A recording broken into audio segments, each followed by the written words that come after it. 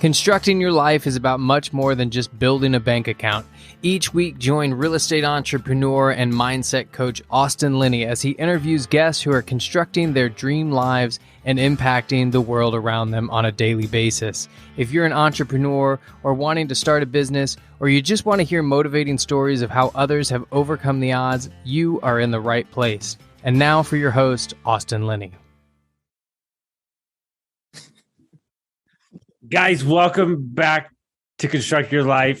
And if you don't know this guest, like, kiss my ass, because we have a podcast together. So if you're not listening to that, do we like them? Do we even like them?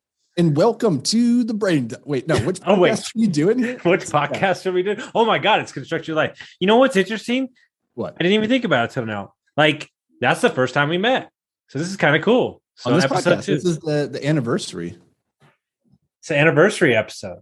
I hope you take me out for a nice steak dinner and some wine. And the way you've been closing deals, I think you're taking me out. Yeah. That's true. That's true. I mean, you're the big shot in Tahoe. You've moved to, the place that we all want to. You know what somebody told me today? They go, how are you? They hadn't talked to me in a while. I go, I'm working my ass off. They go, yeah, you live in California. You got to afford that. You got to work to earn it. You got to earn that. I was like, I live for free. What does that say? But man, we got my man Anthony here, dude. This is cool. This won't come out for till after the new year, but I wanted to have you on again because we talked a lot about mindset, and I'm sure we will this time too. But I mean, we never actually talked about real estate, you and I. I don't think we ever have. We've recorded like 50 podcast episodes and we've never talked about it. I don't think I've ever talked about, dude. I almost get frustrated when people ask me to talk about Airbnb. I'm like, I don't want to. Don't make me, Dad. Like, it was really funny. I was thinking about this the other day. Somebody was asking me a question about Airbnb and I was like, I should hook you up with Austin. And I was thinking about it. And I was like, I actually don't know what Austin does in real estate. Like, I don't really know. Dude, you know what's so great? I talked to Leland. The first time I met Leland, we talked for 8 months, and he finally on one call goes, what do you do? So what do you do, mister? Oh, is that a good thing or a bad thing? Or do I not let it define me? Is that more the case? Well, it's interesting for you. I guess you define yourself more as like a coach and a broker of people than you do a real estate person. I don't think that you actually consider yourself to be like a true blood real estate investor. I actually don't like it at all. And what's interesting is I actually find it absolutely boring. Yeah. Well, this is something that I think a lot of people overlook when it comes to real estate is it's boring. It's a boring business model. And honestly, like that works for me because we raise capital from investors and I don't want to put them into an exciting opportunity. I want to know it's like, it's just rinse and repeat, do the same thing over and over. We get the same results. And like you set a timer to it. I like that personally, but in terms of like, is it a sexy business? Not really. No, not in the grand scheme of things. I'm on this new kick. I've been talking to Mark.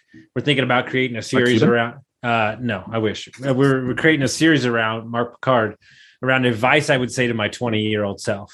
Mm-hmm. And I love this because one of the things I want to tell him is that sexy doesn't sell for me.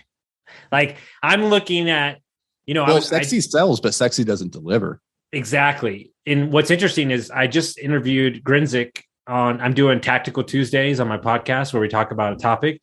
And he was saying that the cap rates are getting so compressed in multifamily. He's looking at businesses and going, I mean, it's basically the same investment. Like, yep. I mean, yeah, it's a different vehicle, but like, if you look at multifamily real estate, you are running a business with inside a building. This is one of the most interesting. I came to this paradigm actually at the very beginning of my multifamily investing career, which was from the very beginning looked at these buildings and I was like, this is just a small building or a small business. This is no different than if I owned a gym or a laundromat. Like that's just all this is. And if I can go in here and run it really well, that's great. And I loved it because it was simple and understandable. But as I think a lot of people, they get into multifamily, they think it's like this unique thing that you only find in multifamily or like commercial real estate. And I'm like, no, you could go buy a business or build a business. Like this is why I say everybody should build a business and own some real estate. And really, in my mind, it's the same thing. Mm-hmm. It's the same exact damn thing. Mm-hmm. Like if you own real estate, you own a business. I'm just trying to sneak it into people's like consciousness. Yeah. And one of the things that we talk about, and I'd be interested to hear your thoughts. Like there are days, I just said this to a client just a minute ago. There are days that I wish I could just be a salesman. Like I'd be a really good one. I had the house, I had the car. I just went in, I sold my ass off, and I didn't have the responsibility of the taxes, the employees. Like that's what people think. Like, oh, we're just out here and it's just fucking roses and shit. Now there'd be some days where it'd be dope as shit to just take a vacation and not have to worry about all the other things I have to do. Yeah, if it wasn't for the taxes, I think being a salesperson would be like a sweet gig. And it'd probably be the best gig because it's already pretty entrepreneurial. You already get to use a lot of the skill sets that I think are so important to living a good life, which is like having a good mindset, having the ability to effectively communicate. Like it's interesting. The majority of content that I consume in the last like 3 months in particular is all around sales, And why is that? It's because sales is really just about effective communication that leads to a desired result. If I can move you with my words, with my opportunity, then the sky's the limit for what you can do.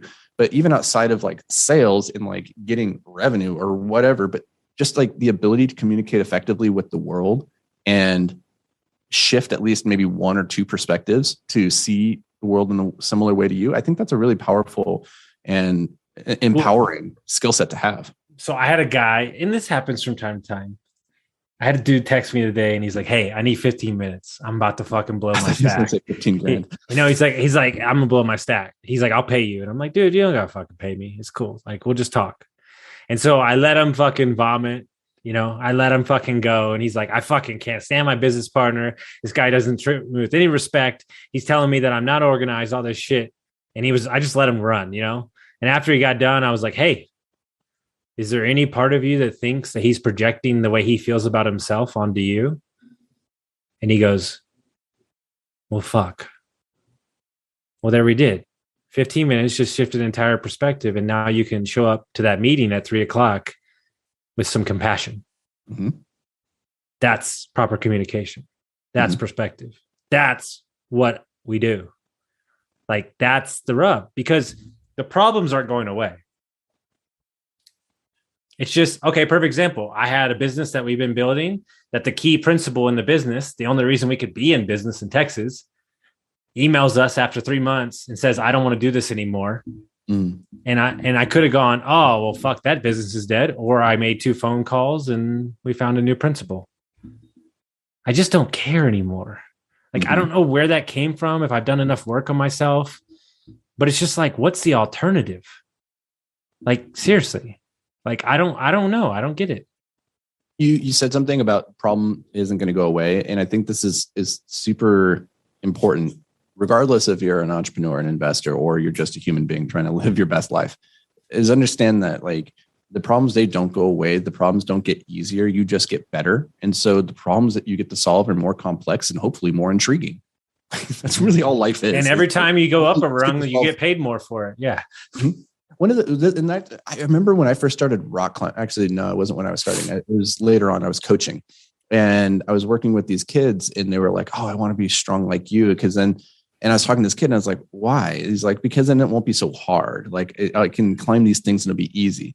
And it's true that your capacity and like what you consider to be easy expands. But when you're pushing up against the limits of like your personal ability, it doesn't matter if you're like brand new and learning for the very first time, or if you're a seasoned veteran. Like, hard is always hard when you're pushing at the limits of your ability.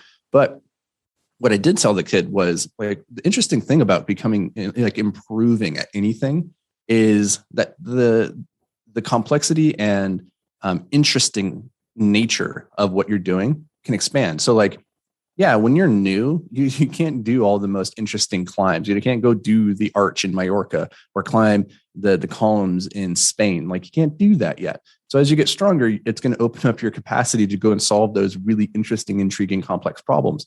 But hard is still hard at the end of the day. And if there's any reason, I think, to be like to be constantly chasing your capacity, which is a concept I've been talking about a lot recently, is like chasing your capacity so that you can take on heavier and more intriguing problems. I was listening to Ed Milet interview Barbara Cochran this morning, one of the sharks, and sold her company for all that million. She goes, when I was she goes, when life was the best? She's like, when I was building my company, I didn't have a lot of fucking money. And she goes, dude, when you get really wealthy, she goes, you get sued, you get a lot of lawyers, you have to protect yourself a lot. She goes, I'm not saying I would ever give it back, but y'all are out here saying like it's all rainbows and fucking unicorns. And she's like, dude, when I had nothing and there was 9 people in this shitty little office in Upper Manhattan, and we were getting our first couple leases, and I was trying to stick it to my ex-husband, she goes, life was fucking awesome. And like, I think we've got this perceived value of like, when we get here, I'm going to be there, or like, no, who are you in this moment? Like how, like you are, innately free the moment that you realize that you're free by your choices. We always look back and think on the simpler times as being better somehow. And yet nobody would go back. That was the interesting thing, right?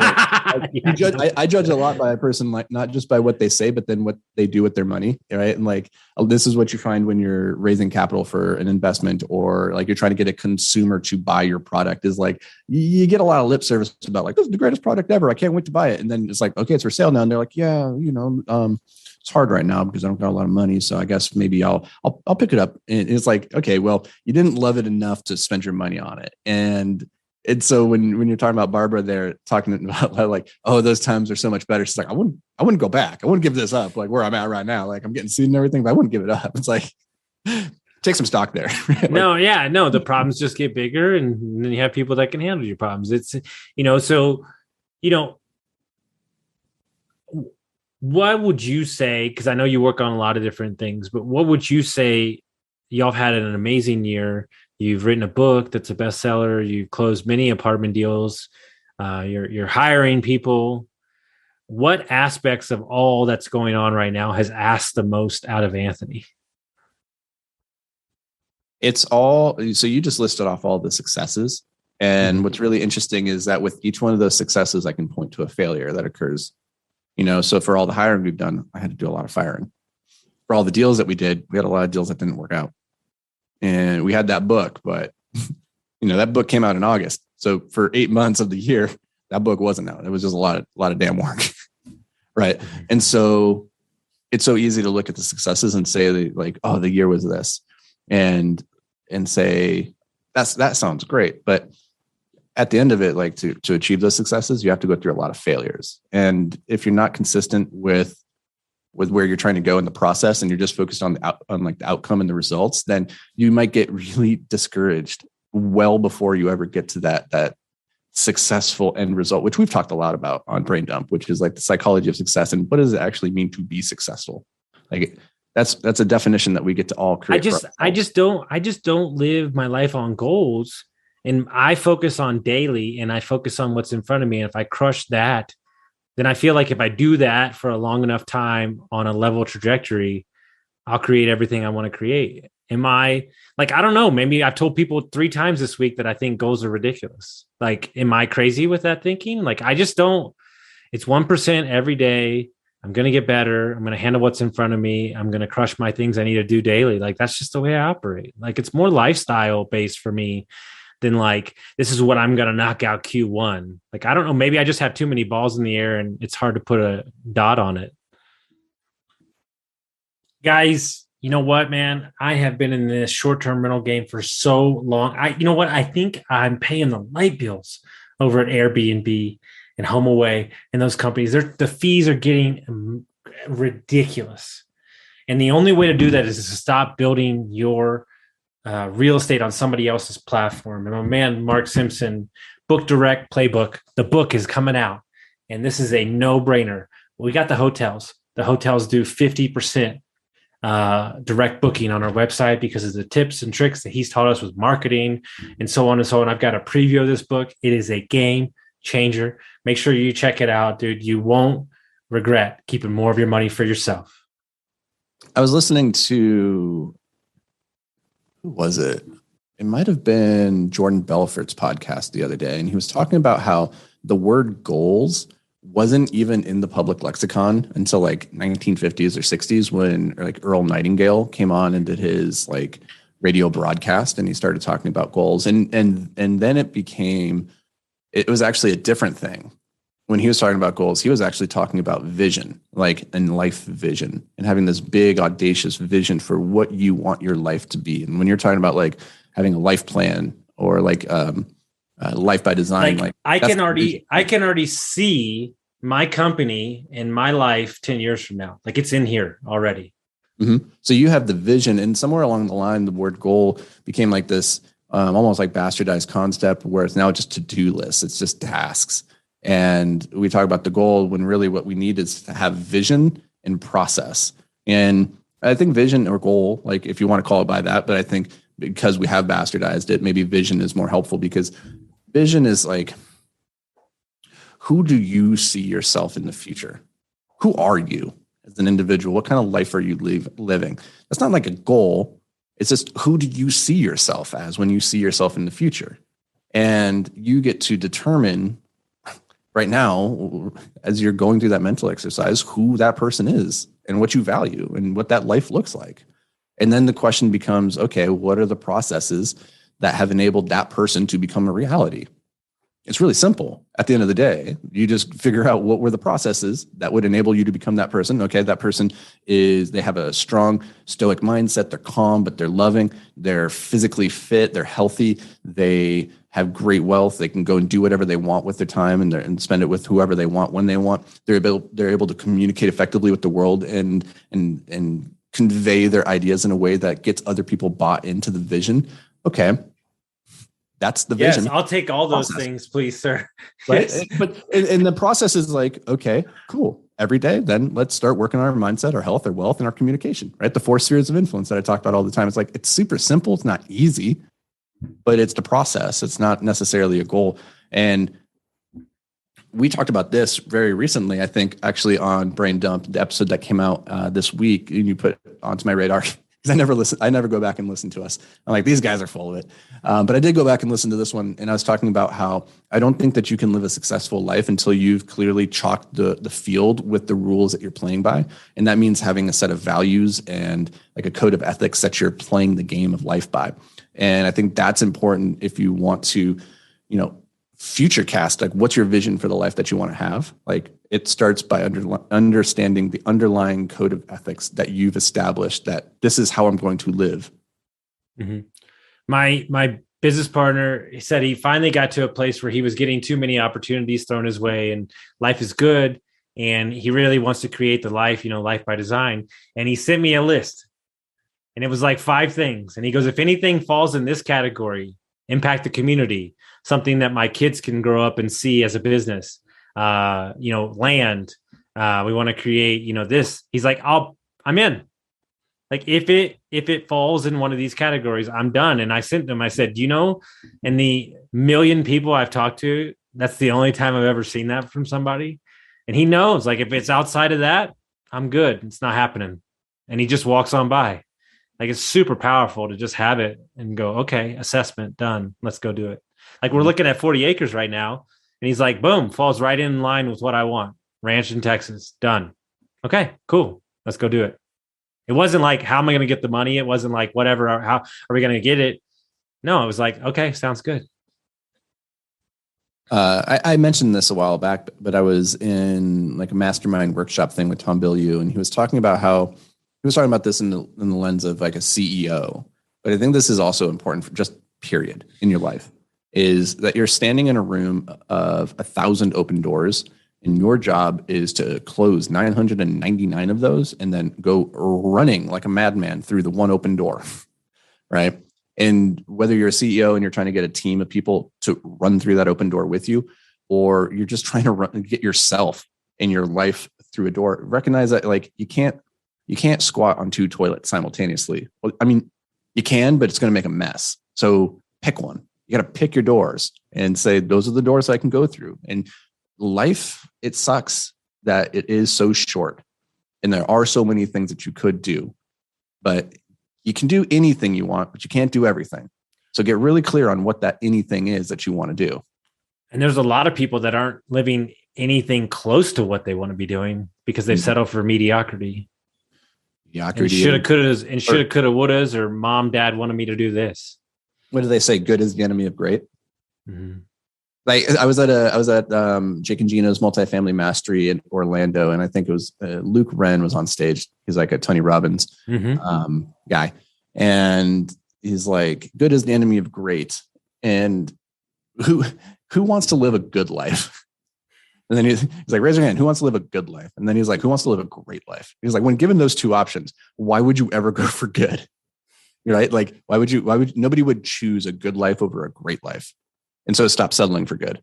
Well, it's funny because I know your personality, right? And what was the shit that we were sold when we were kids? You make a bunch of money. You sit on the beach. I'm gonna drink my ties. I did that for about 48 hours and I wanted to lose my fucking mind. I was like, this is what you're selling me?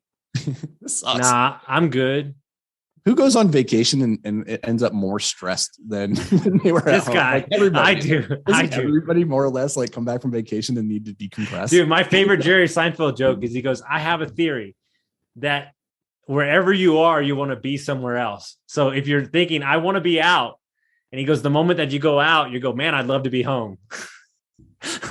Well, I think there's a deep, profound truth there that everybody needs to spend some time unpacking for themselves, because we're almost, I would say every human is striving for something that they don't currently have. And I think Naval Ravikant says it best: desire is a contract you make with yourself to be unhappy until you get the object of your desire. And it's like, wow, why don't you just go ahead and get rid of that desire or shift that desire to something that you already have? Like, be grateful for the things that you have in your life and remove the desire and then live in gratitude and happiness in the moment. And I know this is all like way simplified. And I was like, no. I've been getting some coaching, and I would love to hear your prospect on it before we get out of here. But you're getting coaching from somebody other than me? Yes. I've been getting some coaching from Omar, and then I'm in a coaching certification, and we've unlocked a lot of stuff from my childhood, some big breakthroughs. And I realized something super simple is I've done so much and I moved so quick. I've had a great year. I've had a great year before that, a lot of good stuff. But what I realized is when I was getting sober, I wanted to be so far removed from who I used to be as an alcoholic that I didn't feel anymore. Like it was just on to the next thing, on to the next thing, on to the next thing. Okay, great. Yeah. I signed another client. Boom, boom, boom, boom, boom. And what I'm learning to do is feel again. Man, that's a motherfucker. And what I realize is the base of all that feeling is gratitude.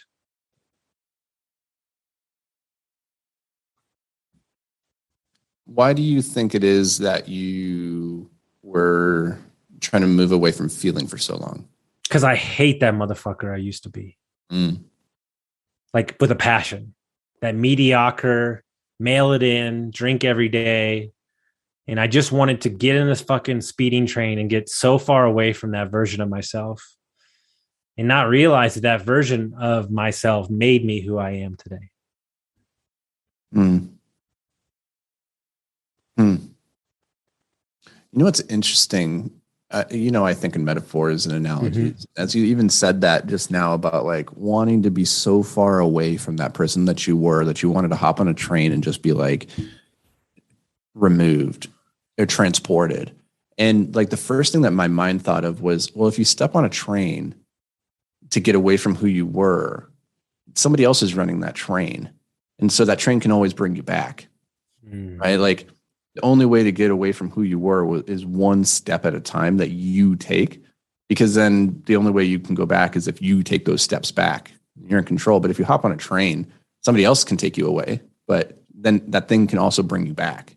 And in that case, you're still not in control, right? So, and I know the metaphor breaks down in some ways, but it's interesting. It's interesting. And I think there's a lot of truth that when we're trying to get away from the person that we are or the person that we perceive our past to be, often we look to external things that train other people to help get us away, or to like this new lifestyle or whatever. And like, that's going to be the thing that transports us away. when really you can only ever get just like one step at a time away. And you just have to keep taking those steps slowly but surely.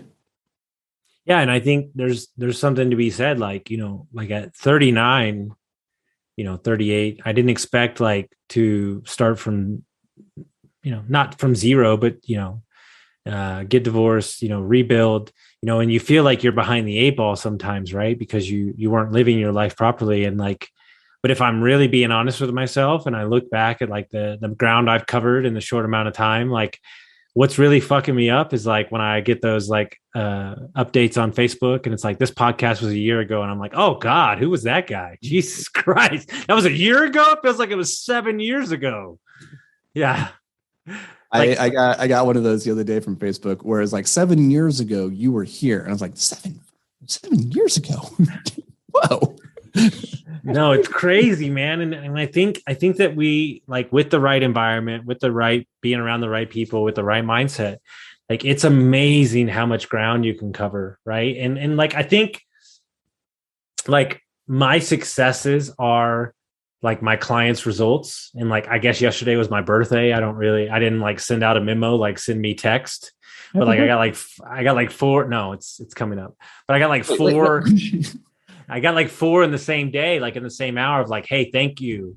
You got me here. Like, hey, you don't coach me, but I got my first property listening to your podcast. Like, that's my currency. Mm. And like, if I can keep doing that on a trajectory for the next 40, 50 years, like, I think I will have completed what I needed to do on this earth. Mm-hmm. I do think, you asked about this year, and like for most of the listeners at home don't care about what I did this year. They don't care about what you did. They're thinking about themselves, and they're a universe of one. Mm-hmm. I mean, we all are. We're all a universe of one. But just from a high level, I want to share some bullet points here to wow everybody, and then walk it all back. Is we published a Amazon best-selling book. We acquired nearly $30 million of real estate, and we hit like number one podcasts in our category. Right now, I say all that, and it's like, okay, wow, that sounds cool. Like, they had a great year. Now we hired a bunch of people. We moved into new headquarters. But the thing is, like, all of those things, they were born off the back of just really boring daily activities. That's it. Like, none of that stuff happened all at once. Like, the book took over a year of every day just slogging away and putting a couple more words on the page. The podcast just required twice a week, getting our butts into the same room and pushing record and then launching it. And all of those assets, it just was one conversation after another and a whole lot of deals that didn't work out. And all that's to say is that when you're saying like we underestimate what we can do in a period of time, it's like, yeah, you can do so much and go so far as long as you don't care about how quickly you get there. And if you're willing just to keep showing up every day and doing a little bit more work. And it's the same, like for you, man, like just looking about where you've been in last year, it wasn't some Herculean effort on any given day. It wasn't like, man, on Monday, Austin really fucking showed up and no, I punched the clock, like beat that motherfucker off the wall every day. And you know what? I look at it and I go, from June 1st on, it's been like, oh my fucking God. And I think to myself, you know what that is? Last year. Mm-hmm. That's last year. You know what's interesting about people? You know what I think the greatest compliment is? Like, they ask, how you doing? Business is better than ever. My clients are crushing it. They go, yeah, we know. I'm like, what? They're like, dude, bro, you done like 450 podcasts. You're fucking out there every fucking morning. You work out every day. Like, you're fucking talking to people. Like, you put in the work, dude. And the work, like, it's so interesting because right now in this computer in front of me, I see my calendar and it's like, I look at this and it's remarkable how unremarkable any one of these days is in the grand scheme. I'm literally looking at this. I'm like, right now I'm on a call with Austin. You look at that on my calendar. There's not something that you can look at your calendar and go, oh, that looks like $30 million worth of real estate. No, it's I have a conversation with Austin, and then in 10 minutes I have a interview with a marketing person, and then 30 minutes after that I have a coaching call with somebody. And it's like, none of this is sexy and interesting from the grand, like, what is the goal? Like, there's nothing here, but this is the process. And this is what the process is. It doesn't look like much is, I guess, the takeaway. And for people that are at home, the reason I really want to drive this home is that, like, you are already like fully capable of greatness, of the greatness that you think that you have inside of you. Like it's not some Herculean thing. It's just daily consistency and showing up and saying, I'm just going to take that next step. And so right now, what is the next step that you need to take? If that's at work on a project or in your relationships or just on yourself, like figure out what that step is and then start taking it. That's the process. It's not the goal, right? You want to know the secret to life, guys? Super easy. One step. Wait, I'm going to give you the second secret. The next step. Oh, shit. Put down the books. Put down the podcast. I just gave you the secret to life. You know what's interesting? I was talking to Grinzik about this because we were talking about contractors. We're my business partner who we sold a house together. He's from Oklahoma, and he has construction background, so we're gonna create a construction business, right? And I said, you want to know how we win the game? We show up when we're supposed to. That's it. Nothing else. That's it. Because as you said it to me a while back, you go, I told you these are the people we're competing with, and you go, no, motherfucker, they ain't even in the arena. Yeah. I mean, if you don't even show up for the game, don't talk to me. You're not my competition. I'm competing against the other team that showed up, like the other guys and gals who are like showing up every day and doing the work. And so step one is just showing up, get your butt in the game. Yeah. Honestly, like you can win so many games just by default because the other team won't show up. Bam. Done. So if people want to find out just off that alone, if people want to find out about the book and the other podcast, not the brain dump, the other one, how would they do that? I mean, you can just find me. I'm Anthony Vicino. If you Google me, I'll show up. I'm in a bunch of places. If you want to come and learn more about what we do on the real estate side, that is invictusmultifamily.com. Yeah. And you know me, I'm more interested to not talk about real estate. Dude, I would say, I do want to say, God, I love him so much. I was talking about him this morning too. That conversation between you and Bruce that was an amazing conversation. Oh yeah. Yeah. That was a lot of fun. I like Bruce. Yeah. He's a good spirit. Bruce is a good motherfucker. You know, what's interesting? My business partner is running through all my podcasts. He's listening to him and he was like, hey, number 90, that guy, I need to have lunch with him. I was like, let me guess. I didn't even know the number. Bruce Peterson. Bruce. He's like, yeah. I'm like, yeah, I got it. Yeah. Me too. He doesn't want lunch with me. I get it. I was on. No, what's interesting, right? I don't think he's got to your episode yet. But what's interesting is when I texted Bruce, he was like, oh, you're in the Austin area. This is before we knew each other. And he's like, I'll have lunch with you. And I'm like, what? And he's like, yeah, too. Just have lunch. I'm like, this is awesome. Bruce shows up, man. What I do want to say is like, when whoever your business partner, whenever they get to our episode, it's really important that they realize that is a landmark episode because that is the episode that launched the brain dump.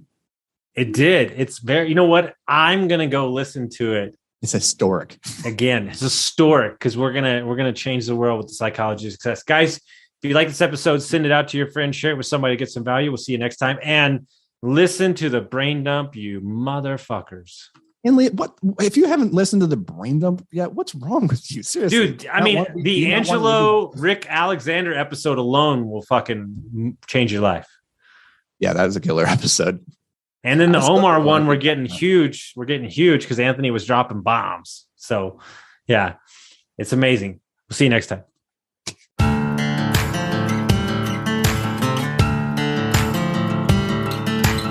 Thank you for listening to Construct Your Life with Austin Linney. If you enjoyed this episode, be sure to rate, review, subscribe, and pay it forward by sharing with a friend.